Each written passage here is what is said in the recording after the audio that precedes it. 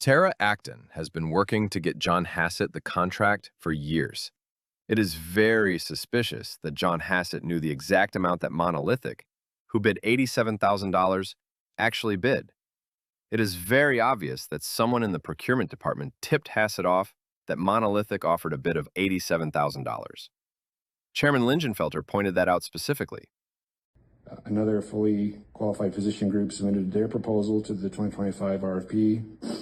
Per the published documents in the backup, it's $87,500 per month. And one day later, the current provider submitted a proposal which slashed $60,000 annually off of their current fee to submit the same exact pricing down to the penny of $87,500. In my years of public service, I'd never seen that before. Did Tara tip off John Hassett? Because someone surely did. Monolithic would have definitely been handed the medical examiner's contract, and it would have kicked John Hassett out. Tara Acton and her secret committee need to come under investigation because things are not adding up. John Hassett specifically lied to the Board of Supervisors by claiming that he sold his funeral homes when, in fact, he still retains in control. According to the Fox 10 News report, Arizona County to cut ties with man in charge of ME's office, as well as the documents contained within the Mohave County agenda, item number 38, exposing Hassett of lying to the board.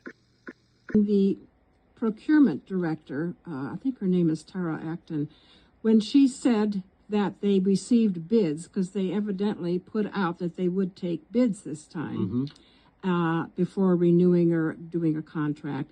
And Monolith Diagnostics, who have been trying to take over and run this medical examiner office like it should be run, they had submitted a bid of $87,500, which would be over $60,000 a year less than what we're paying Hassett at $92,500 a month. And that was submitted, she said, prior to John Hassett's bid, which came in, I think she said the next morning, at the exact same amount. I don't get that One day, I think both Monolith and Forensic Pathology Services, I think they submitted on the same day, which was the day before responses were due. And then Serenity Memorial submitted the following morning, I believe. Another fully qualified physician group submitted their proposal to the 2025 RFP. Per the published documents in the backup, it's $87,500 per month. And one day later, the current provider submitted a proposal which slashed $60,000 annually off of their current fee to submit the same exact pricing down to the penny of $87,500. In my years of public service, I'd never seen that before. She had this to say during this, which is really odd. That whatever score they recommended to this board would be defendable.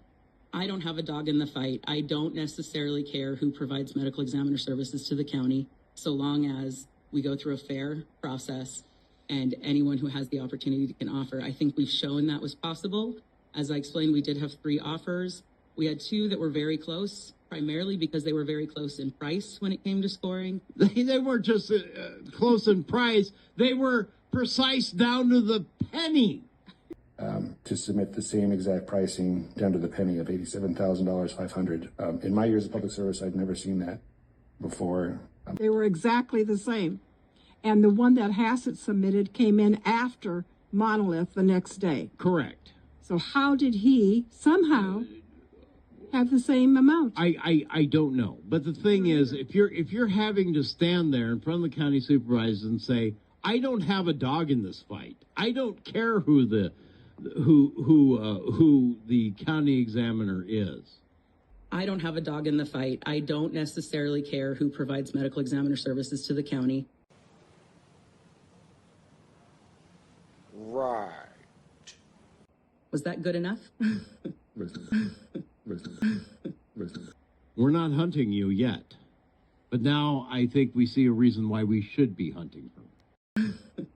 You're recommending Serenity Memorial Group. Are they going to be in compliance with all state statutes? Yes, and I don't have a dog in the fight. I don't necessarily care who provides medical examiner services to the county. But now I think we see a reason why we should be hunting her. and we've heard the word unorthodox method. Because something there is wrong. You don't start off defensively when you're presenting a bid to the Board of Supervisors. You don't start off defensively. His affiliation is with a specific holding company, Foundation Partners Group. But Tara Acton continually told the board that Hassett's affiliations were in no way a conflict of interest. And yet, she claims she has no dog in the game? Hassett should be held liable for his blatantly and purposefully misleading the supervisors. Tara Acton seems to also be misleading the supervisors with her nervous twitches and phony smiles, and she needs to resign for her own participation in what appears to be a scheme to keep Hassett in place. Tara's statements excuse Hassett for mistreatment of the deceased, and she tries to justify this by downplaying Hassett's involvement in this disruptive contract, knowing that Hassett has been continuously exposed for his morbid treatment of dead bodies, and it shows her to be a nefarious participant. Tara claims she is transparent while telling the supervisors that her committee is secret. She is very contradicting and makes no sense. She is using Orwellian doublespeak, aka trickery. Someone needs to investigate Tara Acton and her secret committee. As the procurement director, it's my responsibility to make sure that we appoint a qualified committee. And I don't disagree that politicians, bureaucrats, we all could be corrupt. We all could be corrupt. We all could be corrupt. Questions about bid rigging or collusion.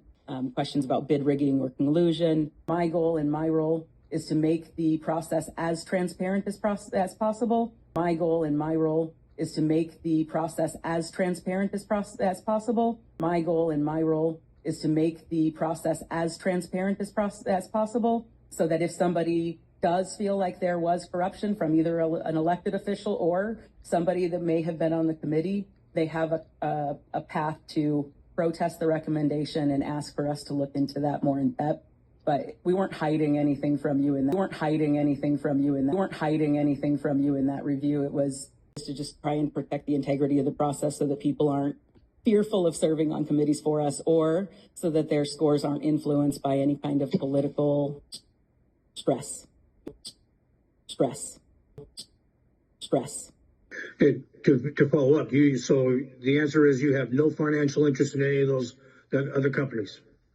No, not at this time. I'm not against getting back into the funeral business, but I do not own or operate any funeral home. I do not own or operate any funeral home.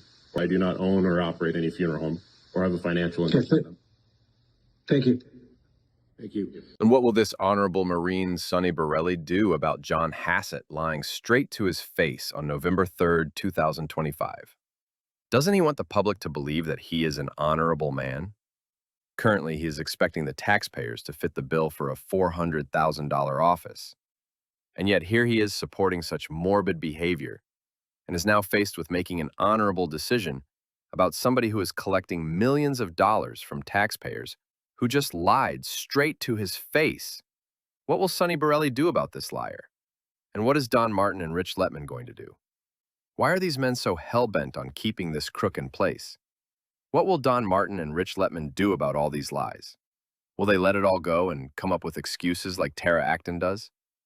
Are there no more men who have integrity when it comes to deception? We already know he was a liar, a cheat and a thief. Well, if he is due to show up again in front of the supervisors, yeah, he needs to be made to answer for inaccuracies. And yes, it is. Well, it's a misdemeanor, but it's when you are called to testify. Now, mind you, yeah, they're not making you raise your right hand and whatnot and so forth. But if you still give false and inaccurate information during a public meeting, yeah, that's a lie, and it is actionable. The previous medical examiner had his own problems too. Pretty severe problems. We won't get into that. Both Monolith and Serenity They received all of the price points available. I think it was 25 total points. Thank you for that, but that was not what I wanted information about. I share Chairman Lincolnfelter's initial, it seems weird to see the same price from two offerers, but I don't believe that there's any way within our system or with county staff that information, I know there is no way that within the system or county staff that information could be shared. Right. I don't know if there's a chance that perhaps they could be talking within the overall forensic pathology field as to maybe what might be offered internally, but that is something that happens at the vendor level. If this were a hard bid, I'd be a lot more concerned because those types of conversations would lead to a charismatic entrepreneur. He's a businessman with multiple titles. No oversight or any accountability on the running of this office. Well, now. of course not, because it is a subcontract. Yeah. So and the only oversight they have is when somebody comes and makes complaint to the county. Now, in this next supervised meeting, if they determine that this guy lied to them, that becomes a whole new kettle of fish. That contract can be yanked, and the procurement process starts all over again. He's a ghoul. he does not belong there. He's a ghoul. I don't think that anything suspicious happened. He's a ghoul.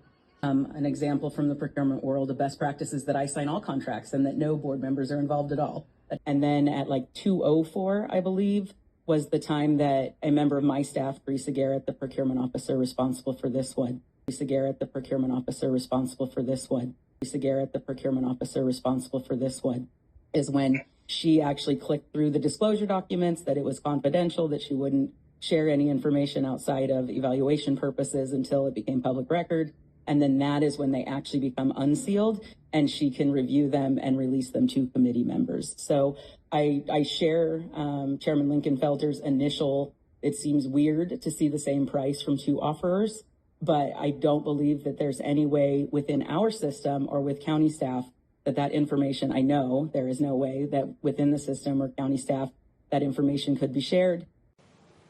And the county can either choose to investigate or not investigate, or, like she said, give him a call. Give him a call. He's a ghoul.